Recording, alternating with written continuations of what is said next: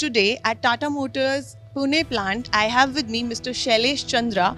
There is a power struggle brewing at the Tata Group, almost a decade after a bitter. Forget everything you think you know about Tata's EV strategy, because the reality is far more shocking than it appears.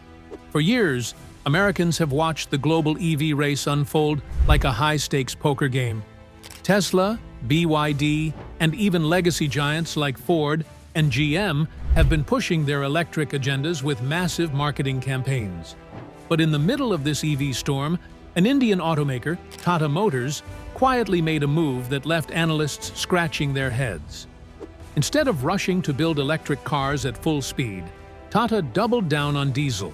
Yes, diesel. In an era when half the world wants combustion engines banned. At first glance, it looked like a step backward. But what if this was never a mistake? What if Tata's diesel-first strategy is actually the hidden key that sets them up for an EV revolution nobody in the West saw coming? The more you look into it, the more it starts to resemble a 5D chess match. See, while other automakers were pouring billions into EVs and bleeding money in the process, Tata took a different path. They strengthened their diesel lineup in markets where EV infrastructure wasn't ready, but consumer demand for reliable vehicles was exploding. Think about it. What good is an electric car if there's nowhere to charge it? Tata realized that rushing into EVs without building the foundation would be like building a skyscraper on beach sand. So they focused on what customers needed right now. And that created a cash flow pipeline strong enough to fund their future EV projects without drowning in debt.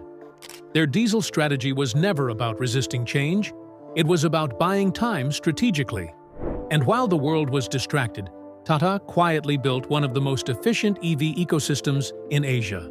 They didn't just launch electric cars, they bought battery companies, invested in fast-charging networks, built gigafactories, and secured raw materials before the global rush even started. Imagine playing Monopoly and buying all the railroads before anyone realizes how powerful they are. That's exactly what Tata did. By the time other automakers woke up, Tata had already positioned themselves to dominate the EV market in regions where affordability matters more than luxury. And in a world where EV prices are skyrocketing, affordability is the next battleground. But here's where it gets even more interesting for an American audience. Tata's EV strategy is shaping up to solve a problem the US is currently struggling with. American EV sales have slowed down because buyers want cheaper EVs, not futuristic spaceships with six-figure price tags. And this is where Tata's master plan becomes clearer. By perfecting low-cost combustion technology first, and using diesel sales to financially stabilize their operations, they've built a model that allows them to produce EVs at shockingly low cost. Some of their EVs in India are cheaper than many American smartphones. That's not an exaggeration. That's the real disruption. Now imagine what happens if Tata steps into the US market with EVs priced lower than the average used Toyota. Suddenly, every automaker, from Tesla to Ford, faces a threat no one prepared for. And with Tata already expanding in Europe and building partnerships across Asia and Africa, the US could very well be their next big target. Think about it. A company that quietly mastered batteries, charging networks, and low-cost production could walk into America and shake the entire industry overnight.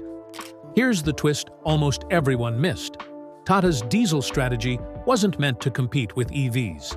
It was meant to support them. Diesel sales gave Tata a steady revenue stream while the EV industry experienced volatility. When lithium prices spiked, when EV startups collapsed, when governments changed their policies, Tata stayed rock solid. They weren't playing catch-up. They were waiting for the perfect moment to strike.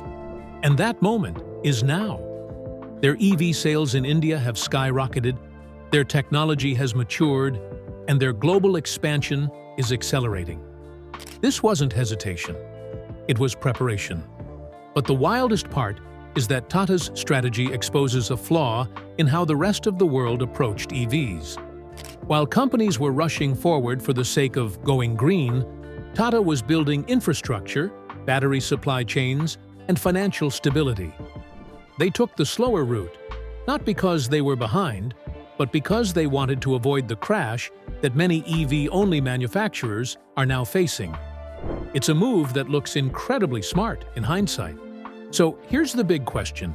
Is Tata about to become a global EV powerhouse? If you look at the trajectory, the answer seems obvious. Their EVs are getting better, cheaper, and more reliable every single year.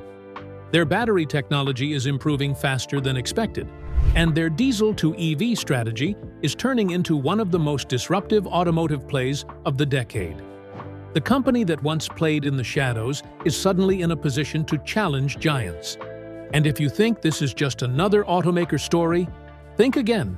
This is a blueprint for how the next generation of car companies will dominate the world, by using old technology not as a crutch, but as fuel to launch a new era. Tata didn't reject the EV future. They engineered a path to reach it without getting destroyed along the way. In a world obsessed with speed, they chose strategy. And that strategy may be the one thing that changes everything. So the next time someone tells you Tata was slow to adopt EVs, remind them, sometimes the company that appears slow is actually the one calculating every move. And when it finally decides to strike, the entire game changes.